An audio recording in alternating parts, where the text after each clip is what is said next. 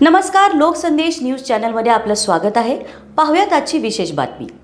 सातारा जिल्ह्यातील कराड तालुक्यातील पाचपुतेवाडी परिसरात पुणे येथील महसूल गुप्तचर संचालनालयाने DRI मोठी छापेमारी करत तब्बल 6,000 कोटींचा अंमली पदार्थ जप्त केल्याची खळबळ उडाली आहे.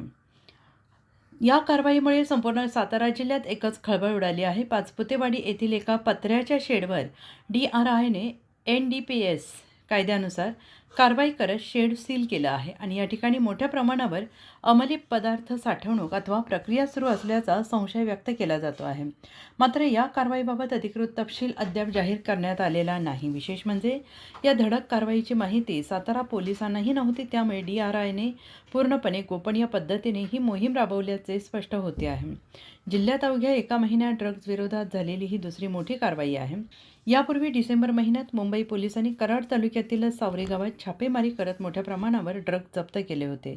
सातत्याने होत असलेल्या या कारवायांमुळे सातारा जिल्हा ड्रग्ज तस्करीच्या रडारवर असल्याची गंभीर बाब समोर येते आहे. दरम्यान DRIच्या या कारवाईमागे आंतरराज्य किंवा आंतरराष्ट्रीय ड्रग्ज रॅकेटचा हात आहे का, याबाबत तपास सुरू असून पुढील खुलासे लवकरच होण्याची शक्यता वर्तवली जाते आहे. सातारा प्रतिनिधी प्रवीण नवखरे यांचा रिपोर्ट. अशाच विशेष घडामोडींसाठी आमच्या YouTube चॅनलला सबस्क्राईब करा, फेसबुक पेजला लाईक करा आणि इन्स्टाला फॉलो करा.